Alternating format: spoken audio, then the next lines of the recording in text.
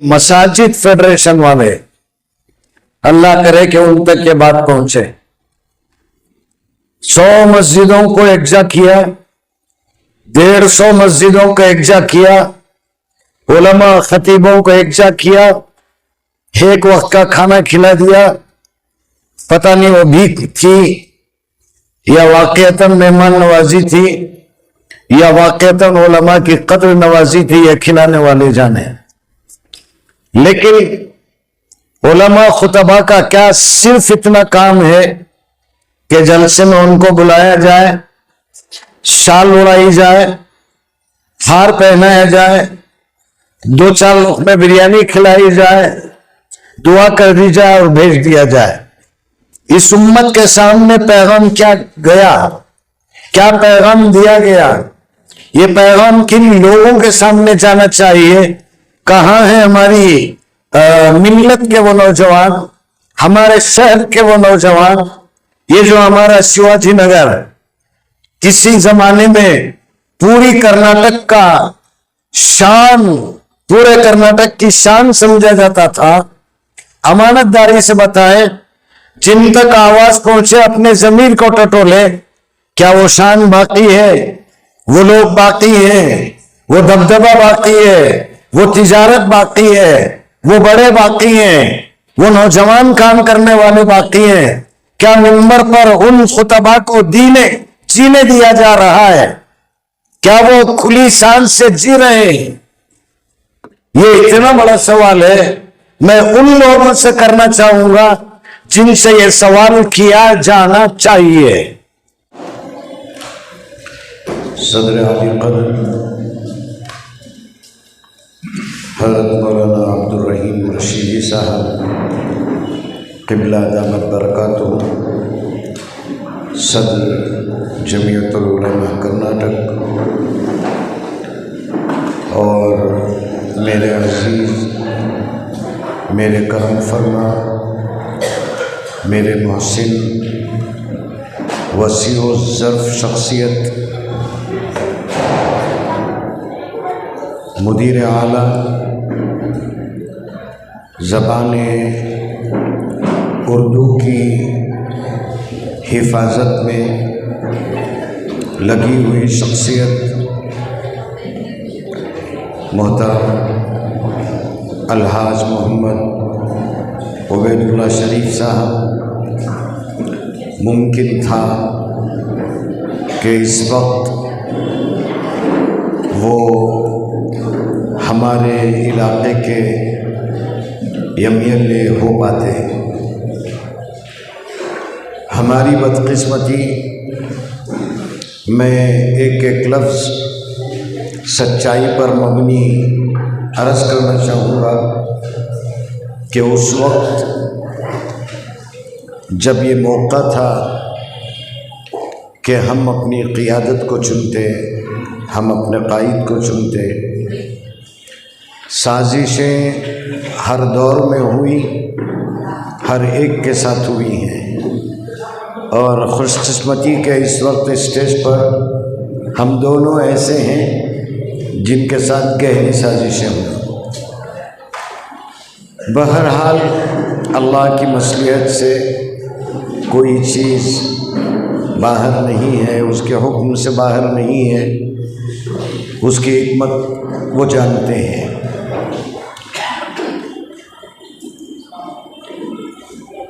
अलहाज उबैदुल्लाह शरीफ साहब ने जिस तरह जमहूरियत किसे कहते हैं, आज़ादी का क्या मतलब है, ये जो प्रोग्राम है हमारे, इन प्रोग्रामों में शिरकत करने के लिए इस उम्मत को ज़रूरी है कि वो सलमान खान के जादू से बाहर निकले, आमिर खान के जादू से बाहर निकले, शाहरुख खान के जादू से बाहर निकले, रियलाइज़ करें कि हम किस मुल्क में जी रहे हैं, किस हाल में जी रहे हैं, हमारा माजी क्या था, हम किस हाल में जी रहे थे, आज हम किस हाल में जी रहे हैं। ये तज्जिया उन नौजवानों को करना चाहिए जिन नौजवानों को मैं कहना चाहता हूँ या कहना चाहिए था या कहना चाह रहा हूँ। मजमे में ऐसा एक भी नौजवान नहीं है, सब सुलझा हुआ मजमा, पढ़ा लिखा मजमा, उलमा का मजमा। स्टेज पर भी मोतबर उलमा हैं, आवाम में भी सुलझी हुई शख्सियात हैं। अब आपके सामने वो बातें मैं क्या करूं। जो शख्स अलिफ बा ता जानता हो, अब उसे दोबारा क्या अलिफ बा ता पढ़ा है। लेकिन एक रिवाज बन गया है, यौम जमहूरिया, यौम आज़ादी मनाना चाहिए। तो यहाँ इस मौके पर ये मसाजिद फेडरेशन वाले, अल्लाह करे कि उन तक ये बात पहुँचे। 100 मस्जिदों को एकजा किया, 150 मस्जिदों को एकजा किया, उलमा खतीबों को एकजा किया, एक वक्त का खाना खिला दिया। पता नहीं वो भीख थी या वाक़यतन मेहमान नवाजी थी या वाक़यतन उलमा की कद्र नवाजी थी, या खिलाने वाले जाने। लेकिन उलमा खुतबा का क्या सिर्फ इतना काम है कि जलसे में उनको बुलाया जाए, शाल उड़ाई जाए, हार पहनाया जाए, 2-4 लुक़मे बिरयानी खिलाई जाए, दुआ कर दी जाए और भेज दिया जाए। इस उम्मत के सामने पैगाम क्या गया, क्या पैगाम दिया गया, ये पैगाम किन लोगों के सामने जाना चाहिए।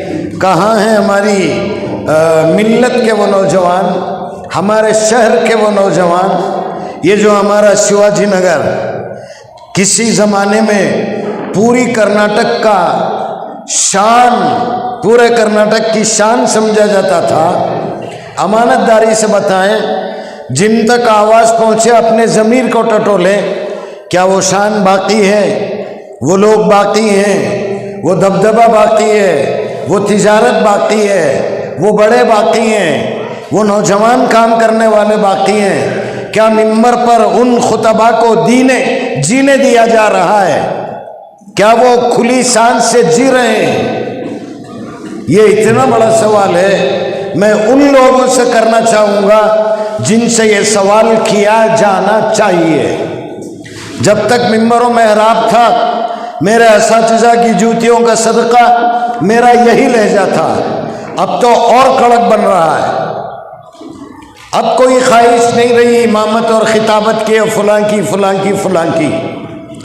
एक लंबा अरसा मेरे अल्लाह ने काले बालों को सफ़ेद कर दिया और आपके सामने पूरे फ़ख्र और पूरी शान से मैं ये कहना चाहूँगा, मेरे वालिद मोहतरम कोई मौलाना, कोई आलिम, कोई अल्लामा नहीं थे।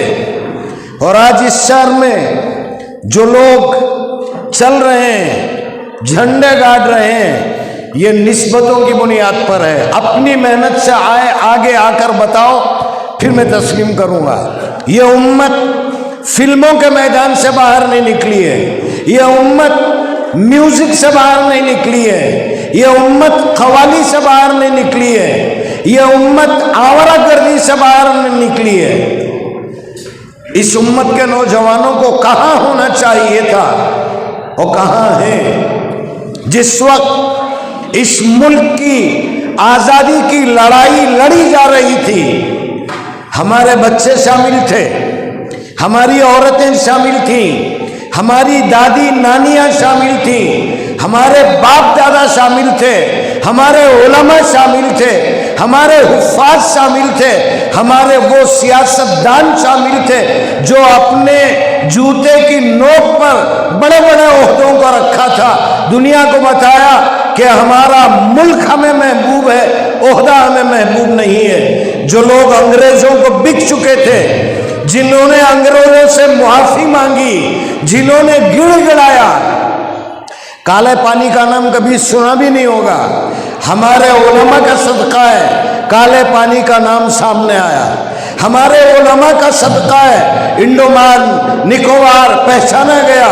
हमारे उलमा का सदका है। इनकलाब जिंदाबाद का नारा मिला, हमारे उलमा का ये सदका है।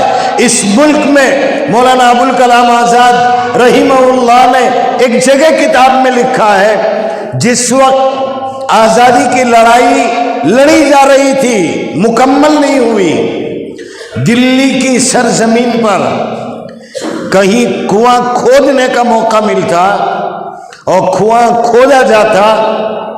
किताब का नाम मैं भूल रहा हूं, मौलाना लिखा है कि जमीन खोदने के बाद पानी निकलने के बजाय खून निकलता था, वो हमारा खून था।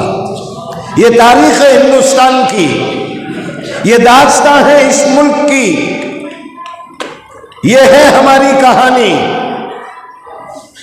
वो खुदकुशी की सलीबों पे झूल जाती है, वो खुदकुशी की सलीबों पे झूल जाती है जो कौम अपने बुजुर्गों को भूल जाती है।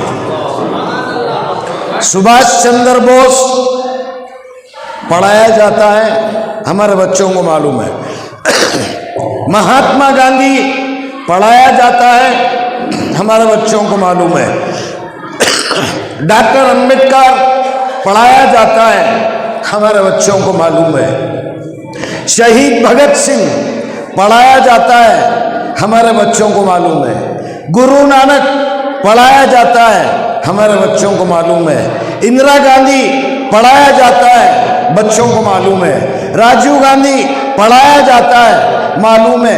हद ये है जो शख्स महात्मा गांधी का कातिल है, नथुराम गोडसे, उसे पढ़ाया जाता है, उसके नाम की मंदिर बनाई जाती है, उसकी पूजा की जाती है। इस मुल्क में बसने वाले हमारे हिंदू भाइयों को सब मालूम है, और हमारे मुसलमानों को पूछिए क्या मालूम है, कौन सी फिल्म जुमा को रिलीज हो रही है, इसका डायरेक्टर कौन है, इसका प्रोड्यूसर कौन है, इसमें सलमान खान है कि शाहरुख खान। वो खुदकुशी की सलेबों पे झूल जाती है जो कौम अपने बुजुर्गों को भूल जाती है। भूल गए हम लोग हमारे उलमा को, बुला दिया हमने हमारे उलमा को, फरामोश कर दिया हमने हमारे उलमा को। क्या किसी को अब्दुल हमीद याद है? किसी को अशफाकुल्लाह खान याद है? किसी को कासिम नानोती याद है? किसी को हाफिज जामिन याद है? किसी को थानवी याद है? कुतुबुद्दीन शहीद किसी को याद है? किसी को याद नहीं है। क्यों? अभी वो आमिर खान, शाहरुख खान, पता नहीं वो लड़कियां अभी उनके जादू से बाहर नहीं निकले हैं। अभी दो जूतियां ही पड़ी हैं, एक बाबरी मस्जिद की और एक संभल की, और जूतियां बहुत है ना। किसी मशहूर एक मुफक्किर का कौल याद आ रहा है मुझे, बड़ा प्यारा कौल है। जिस कौम की किताबें फुटपाथ पर बेची जाएं, जिस कौम की किताबें, पढ़ने की किताबें फुटपाथ पर बेची जाएं, और जिस कौम के पहनने के जूते शोकेस में रखे जाएं, वो कौम जूते के ही काबिल है। समझ रहे हैं आप? यानी ये जो फुटपाथों पर अखबार बिकते हैं, पुरानी किताबें बिकती हैं, वो किताबें बिक कहाँ रही हैं? फुटपाथों पर। और पहनने के जूते कहाँ बिक रहे हैं? शोकेस में सजे हुए हैं। 8,000 जूते, 80,000 के जूते। जिस कौम के पहनने के जूते सजाए जाएं शोकेस में, अब उस कौम को किताबें मिलेंगी कि जूते मिलेंगी, फैसला मैं आप पर छोड़ता हूं। क्या हो गया हमारे नौजवानों को? कोई खबर नहीं है कि इस मुल्क में क्या होने वाला है। बीजेपी कैसी है, आरएसएस कैसी है, मोदी कैसे हैं, अमित शाह क्या है, मुझे उस पर बोलना नहीं है। लेकिन एक बात, मोदी वजीर आजम, अमित शाह गृह मंत्री, वजीर दाखिला, यूपी का वजीर आला योगी, उत्तराखंड का वजीर आला, गिनी चुनी 4-5 शख्सियात पूरे हिंदुओं को लाकर ऐसा जोड़ दिया, इस तरह मिल गए कि अब कोई अलग नहीं कर पा रहा है। नारे लग रहे हैं, बटोगे तो कटोगे, एक रहोगे तो सेफ रहोगे, लग रहे हैं ना। हमारे कहाँ हैं? कहाँ गए हमारे नौजवान? वही लाउबाली, वही नशे की चीजें, वही गांजा, वही बेनमाजीपन। एक जुमा को नमाज पढ़ लिया, हो गया। सोशल मीडिया से फुर्सत नहीं है, फेसबुक से फुर्सत नहीं है, इंस्टा से फुर्सत नहीं है। अगर इस मुल्क को बचाना है, जिन लोगों ने बचाया वो चले गए, और जो लोग बचा सकते हैं वो जिंदा हैं, लेकिन जिंदी लाश बनकर जी रहे हैं। और इसका खमियाजा आने वाली नस्लें भुगतेंगी। जब वो नस्लें ऊपर आएंगी, उनको कोई अबुल कलाम आजाद नहीं मिलेगा, शाहरुख खान मिलेगा। उनको कोई हसरत मोहानी नहीं मिलेंगे, आमिर खान मिलेगा। ये अजीब दास्तान है। ऐसे मौके पर मैं आज के इजलास के जो नुमाइंदा अरकान हैं, मोहतरम इम्तियाज साहब, उनके रुफ़क़ा, नाम याद नहीं आ रहा है मुझे, मैं सलाम करूँगा उनको। ये अब्दुल अलीम मौला, कम से कम इन बच्चों की कदर कर लें हम। जागा है एहसास। मैं गुजारिश करता हूँ, आप कम से कम कुछ मसाजिद के खुतबा को जोड़िए। सीरियस बोल रहा हूं मैं। जब खुतबा जुड़ेंगे, इस शख्सियत को बुलाइए। लोग क्या बोलेंगे? बिल्कुल नहीं। जब तक आप काम करके नहीं बताएंगे, दुनिया आपको नहीं झुकेगी। और जिन लोगों के पास आप जाएंगे, कहा जाएगा बैठिए, सब पेशाब कर रहे हैं, सब पैखाना कर रहे हैं, पता नहीं। और जब जरूरत होती है, घरों में आ जाएंगे, सोफे बैठ जाएंगे, हसीर पर बैठ जाएंगे। वाह रे मुनाफिकत वाह। खादिम जो होता है, कौम का जो सरदार होता है, वो खादिम होता है। जब तक हमारा वोट ना पड़े, हम उनके सरदार हैं। अब जब वोट पड़ जाए, बोलिए, ये जिल्लत की जिंदगी कब तक गुजारेंगे? मैंने भी बड़ी बेवकूफ़ी की, बड़ी सादगी कर ली मैंने। हमारे एक दोस्त कहते थे, हनीफ पावर चल रहा है, चला दो ऐसा। शायद चला लेता, 10-12 बिल्डिंगें होती, चला लेता। मेरे पास भी बेंज होती, मेरे भी पेट में यतीमा, गरीबा, बेवा सबके पैसे होते।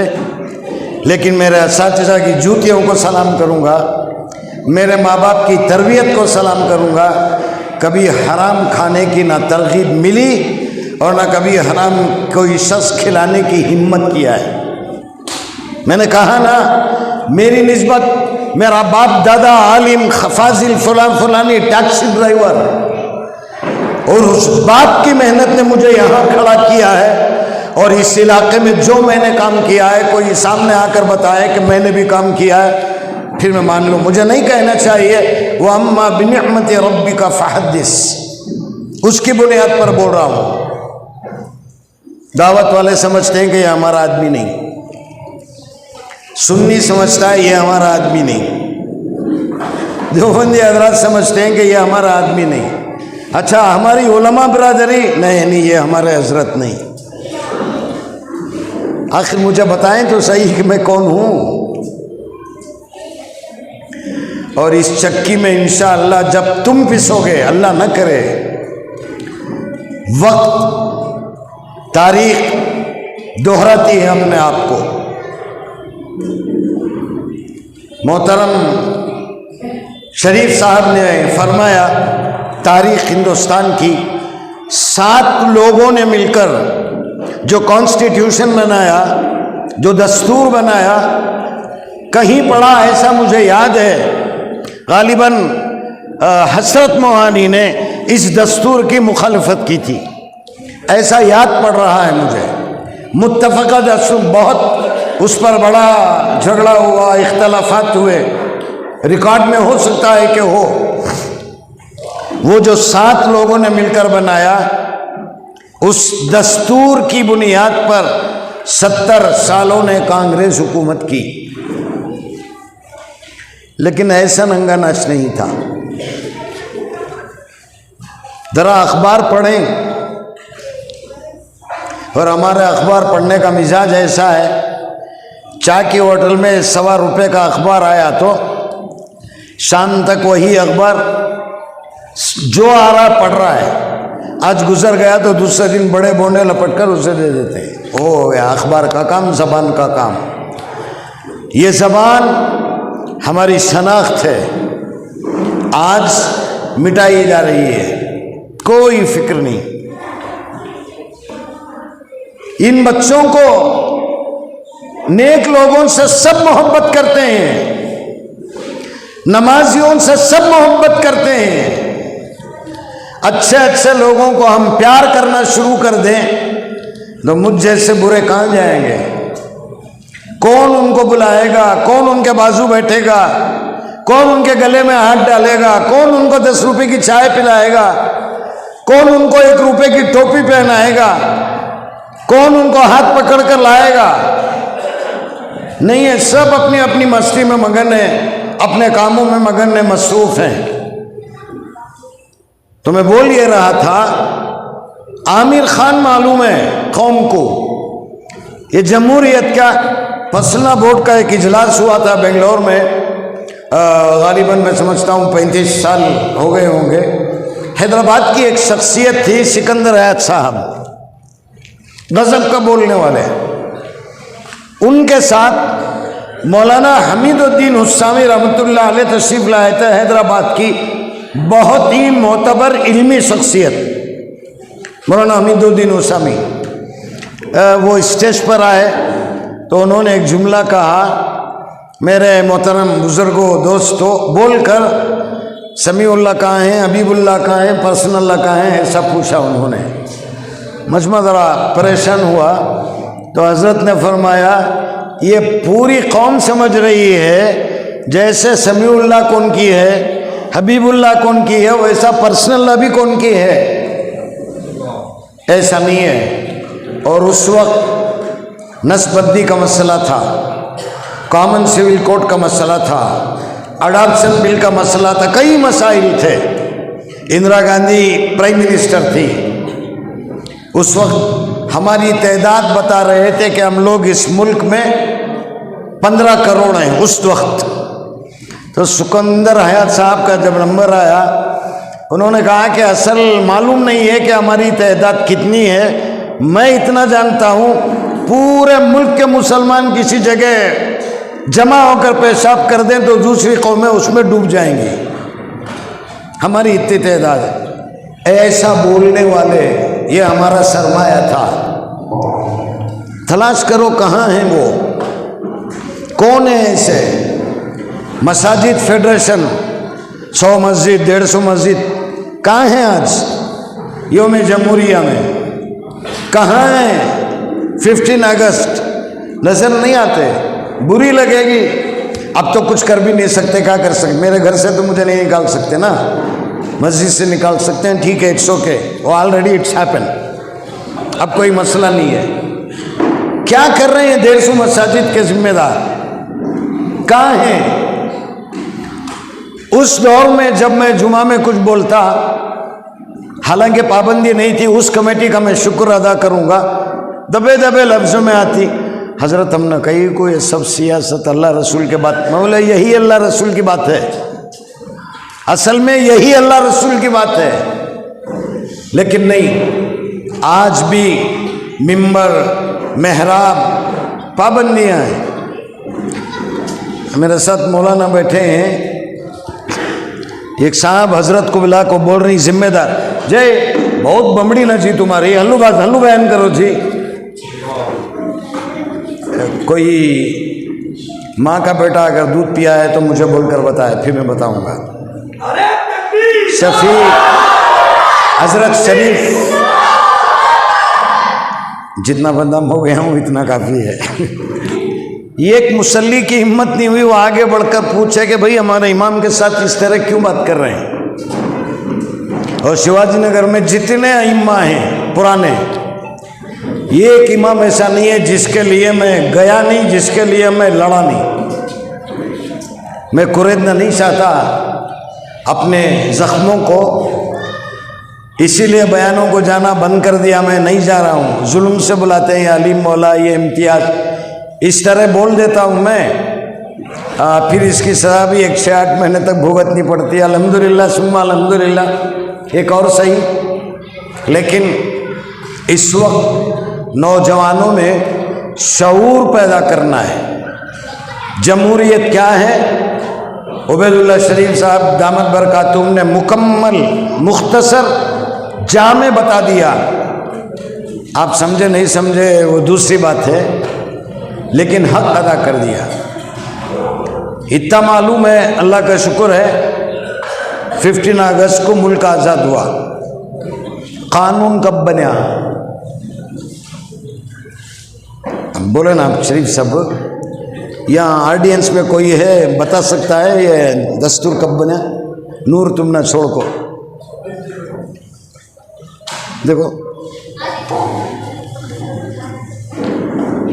ये क्या है? कॉन्स्टिट्यूशन क्या मतलब? हिंदुस्तान में हम कैसे जिए? बैंक को जाकर अकाउंट खोलना है, आधार कार्ड जरूरी, पैन कार्ड जरूरी, फलान जरूरी, घर है तो घर का डॉक्यूमेंट होना, टेनेंट है अग्रीमेंट होना, होता है नहीं? उस तरह इस मुल्क में अगर हम जी रहे हैं तो हम कैसे जिए? हमें दाढ़ी रख सकती नहीं रख सकते, मस्जिद बना सकते नहीं बना सकते। एक एक्ट का हवाला दिया शरीफ साहब ने, पीवी नरसिम्हा राव के दौर का। उस वक्त किसी मस्जिद के नीचे मंदिर नहीं ढूंढी जाती थी, और इस मुल्क में अगर हम मंदिरों के नीचे मस्जिदें तलाश करना शुरू कर दें, क्या होगा?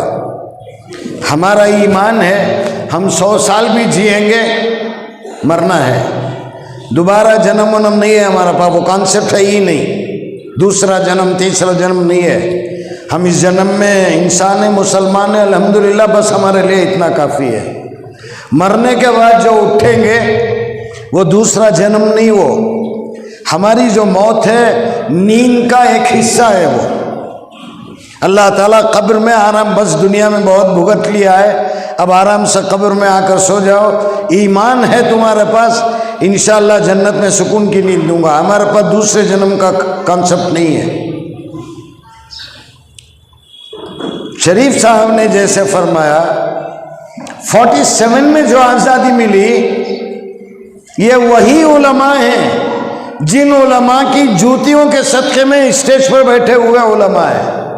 ये वही सियासतदान, गालिबन मौलाना अबुल कलाम आज़ाद एक शख्सियत थी। एक बात है कि मौलाना आज़ाद जो है कभी जवाहरलाल नेहरू हो या महात्मा गांधी के घर जो है नहीं गए, मीटिंग हो तभी जाते थे।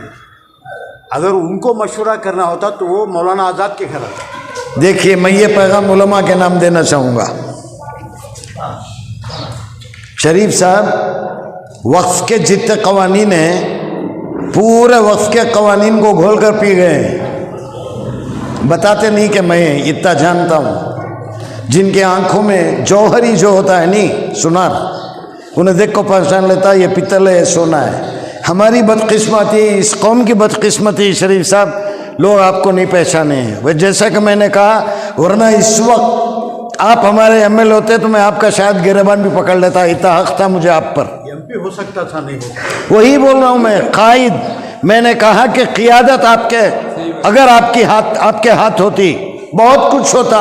खैर, अल्लाह की मसलियत। ये जो फरमा रहे मौलाना अबुल कलाम आज़ाद, जवाहरलाल नेहरू कैसी शख्सियत, महात्मा गांधी कैसी शख्सियत, फरमा रहे कभी उनके दरवाजे पर नहीं गए मीटिंग के अलावा मौलाना अबुल कलाम आज़ाद।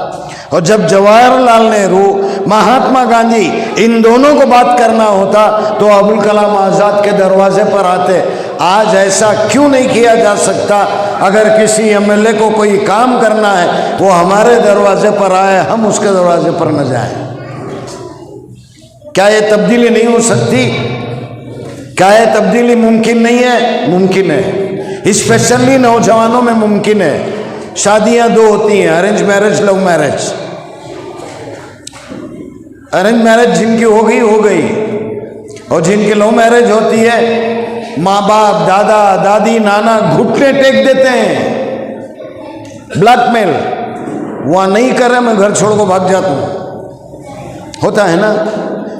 इसे कहते हैं नौजवानों की जिद, इसे कहते हैं नौजवानों का जुनून, इसे कहते हैं नौजवान को पाने की जिद। अगर इस वक्त वो नौजवान करें कि इस मुल्क की बका के लिए, इलाके की बका के लिए, उम्मत की बका के लिए जरूरी है हम जाने कि इस मुल्क में हमारा हक क्या है, हमारे लिए कानून क्या है।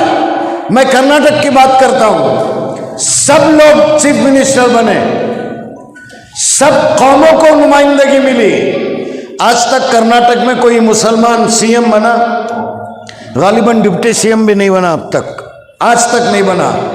ये जितने कांग्रेसी लीडर हैं ये बोल नहीं सकते, या हमारे पास ऐसा काबिल शख्स नहीं है। और यहां जो सियासत हो रही है, एक हमारी मिट्टी की खासियत है, वो गालिबन क्या वो शेर है, वो फूल सर चढ़ा जो चमन से निकल गया। वो फूल सर चढ़ा जो चमन से निकल गया, इज्जत उसे मिली जो वतन से निकल गया। ये एक दर्द है, मैं जो मैं शुरू में कहा ना, यौम जमहूरिया, 15 अगस्त, उन लोगों के सामने बोलना है जो नहीं जानते। माशाल्लाह यहाँ जो मजमा है सब जानते हैं, वो जानते हैं इसीलिए आज यहाँ बैठे हैं। तो हिंदुस्तान में 47 में आज़ादी मिली, 50 में ये दस्तूर बना। दस्तूर क्या बना?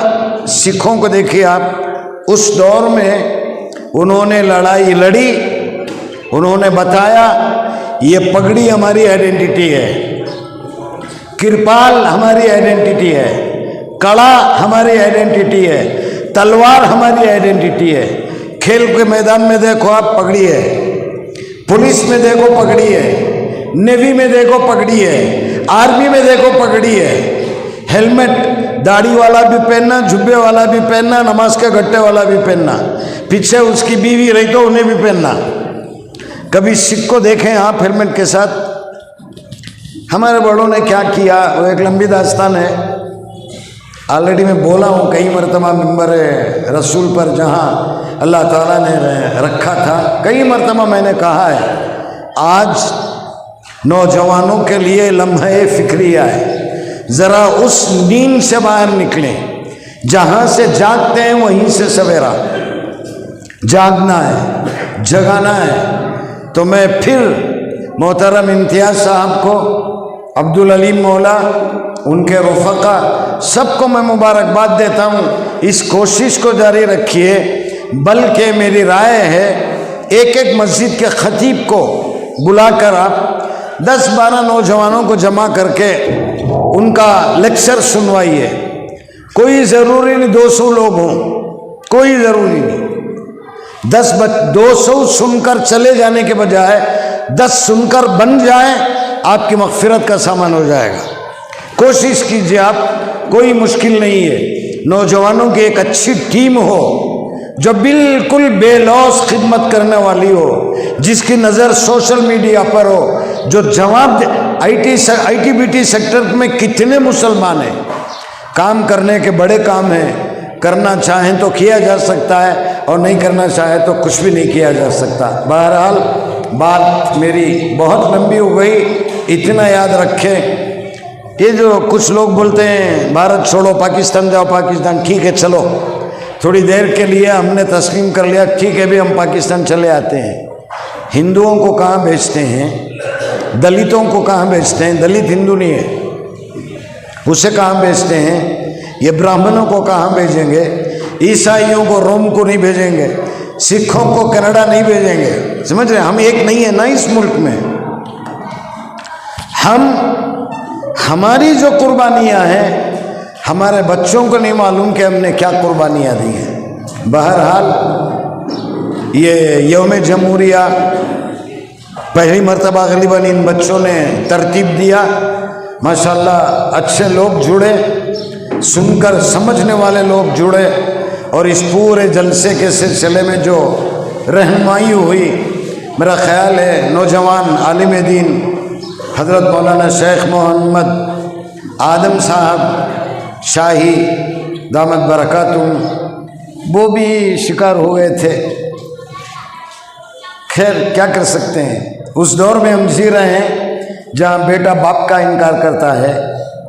तो इस दौर में अगर कोई उस्ताद अगर अपने शागिर्द को ज़िबा करता है तो ज़िबा हो जाना चाहिए, आमन्ना सद्दक़ना। बहरहाल दर्द बहुत है, फिर कभी ज़िंदगी बाकी रही, इंशाअल्लाह हाज़िरी हुई। बहुत लंबी दास्तान है शहर बेंगलोर की, बहुत सारे ज़ख्म हैं अंदर, अभी सूखे नहीं हैं।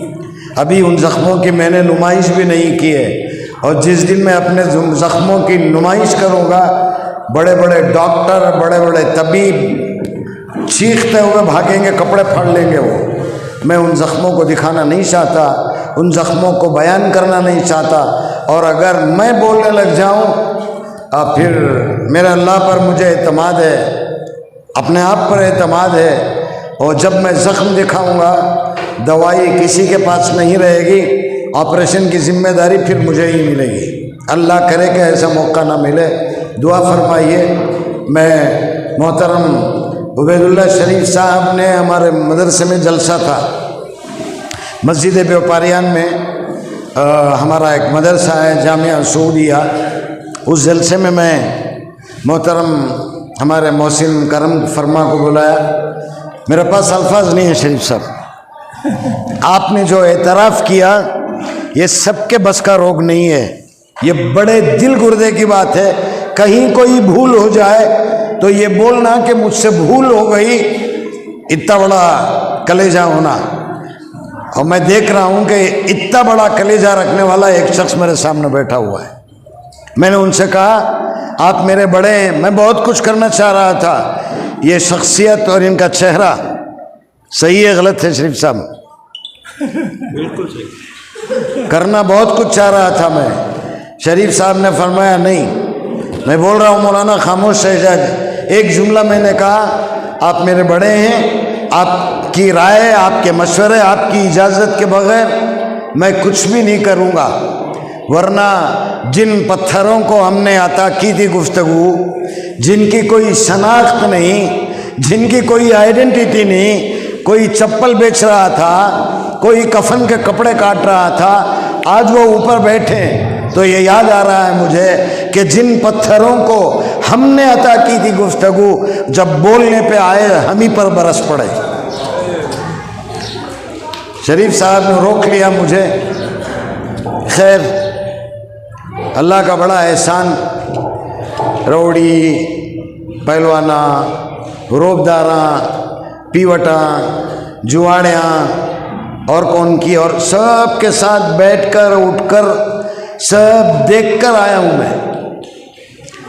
उसकी सब मुझे कोई परवाह नहीं। सब बड़े बड़े पहलवान, बड़े बड़े सियासी शख्सियत, मुहज़्ज़ब शख्सियत, अल्लाह अजीज़ सेठ की मग़फ़िरत करे। मैं समझता हूँ कोई बता नहीं सकता उनके बारे में कि कोई 1 रुपया उन्होंने लिया और रिश्वत के नाम पर। ऐसे भी ऐसी सियासी क़यादत भी हमने देखी है। जाफ़र शरीफ साहब काम था स्टाफ, और जब वो अंग्रेज़ी बोलते पढ़े लिखे लोगों को डिक्शनरी खोलनी पड़ती।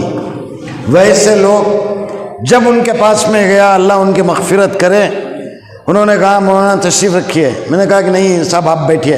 नहीं मौलाना जब तक आप नहीं बैठेंगे मैं नहीं बैठूँगा।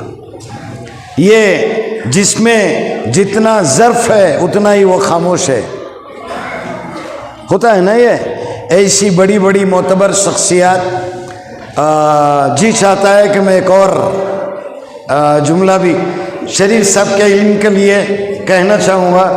एक मामला था मेरे पास, साहब ने भेजा था। खैर वो मामला कहीं से करवा के दिया, गालिबन अब्दुल सत्तार इंस्पेक्टर थे, मागडी रोड में थे वो, एक मामला था, मामला हल करके दिया। तो जाफ़र शरीफ साहब के एक पीएस थे, गालिबन उनका नाम सबील ऐसा कुछ था, याद पड़ रहा मुझे।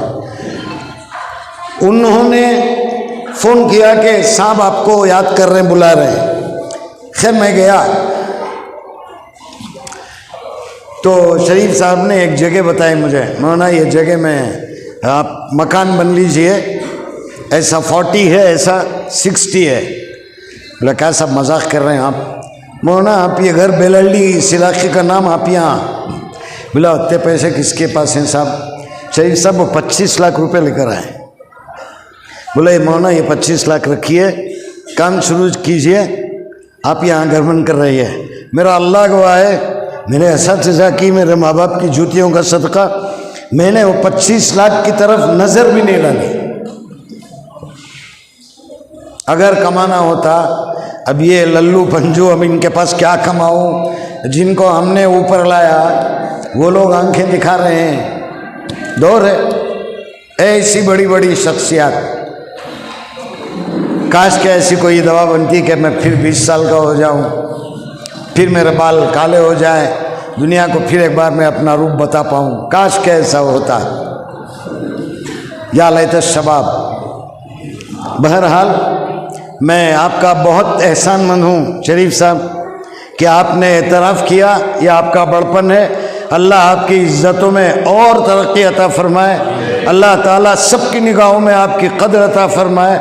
सबसे ज़्यादा इस उम्मत को, और जो सियासी कायदीन आपकी उंगली पकड़कर चलते थे, इन गुनहगार आँखों ने देखा है, अल्लाह उनको अक्ल सलीम अता फरमाए और आपका एहसान माने के लाने वाले आप, जिताने वाले आप, बिठाने वाले आप, पावर देने वाले आप, सियासत का सीन कितने शोशे रखता है ये बताने वाले आप हैं। अल्लाह करे कि उन नाकदरों को कदर आने की तौफीक अता फरमाए।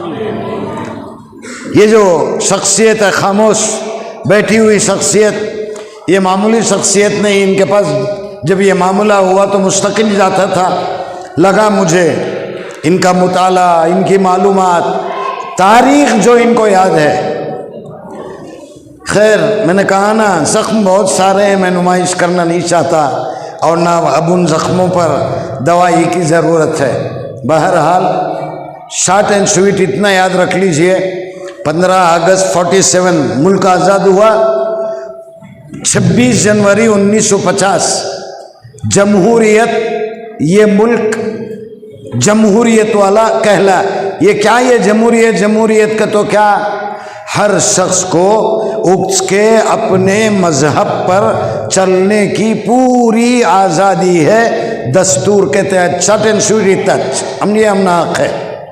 अब इससे बड़ा कोई मैसेज नहीं है। मैं फिर गुजारिश करता हूँ, इम्तियाज़ शकील उस्मानी बैठे हैं, यहाँ शाहनवाज साहब बैठे हैं, जरा आँखें कमज़ोर हो गई हैं, और भी चेहरे हैं, अगर खिज़र बैठे हैं, अगर आप लोग इरादा कर लें, हाँ कुछ करेंगे, हम करना है। मैं समझता हूँ मेरा 20 साल का दौर तो वापस नहीं आएगा, लेकिन एक नए दौर की आप बुनियाद रख सकते हैं इंशाअल्लाह सुम्मा इंशाअल्लाह। आप काम कीजिए, आगे बढ़िए, और इस हकील की कोई ज़रूरत पड़े तो इंशाअल्लाह मैं आपके साथ रहूँगा। अल्लाह करे कि इस उम्मत को बनाने, सुधारने और अपने अंदर एहसास बरतरी पैदा करने के लिए ये नौजवान टीम, अल्लाह करे कि पूरी तरह ज़ामीन बने। मैं इन चंद कलिमात के साथ मोहतरम उबैदुल्लाह शरीफ साहब, फिर एक बार मैं आपका एहसान मानता हूँ कि मस्जिद व्यापारियान में अगर मदरसा अब चल रहा है, पहले तो अल्लाह है, उसके बाद उबैदुल्लाह शरीफ साहब हैं। बग़ैर किसी तामुल के मैं ये सबके सामने कहूँगा, ये मदरसा मेरा नहीं है, नाम मेरा है, असल में बानी यही है। अल्लाह इनकी नस्लों तक इनके साथ इसका अज्र, इसका सवाब, इसके बरक़ात, इसके समरात अल्लाह इनकी नस्लों तक उसे जारी रखे। इन चंद कलिमात के साथ मैं तमाम मोतबर हज़रात उलमा से बहुत माज़रत चाहता हूँ, बहुत माज़रत चाहता हूँ। ज़रा जज्बाती हो गया, वक्त थोड़ा सा मैं ले लिया, बल्कि बहुत ज़्यादा ले लिया। अल्लाह ताला इस मुल्क की हिफाजत फरमाए। अल्लाह ताला इस मुल्क में मुसलमानों को फिर से खोया हुआ वक़ार अपने फ़ज़ल के साथ आफ़ियत से अता फरमाए। व आखिर दावाना अनिल हम्दुलिल्लाहि रब्बिल आलमीन।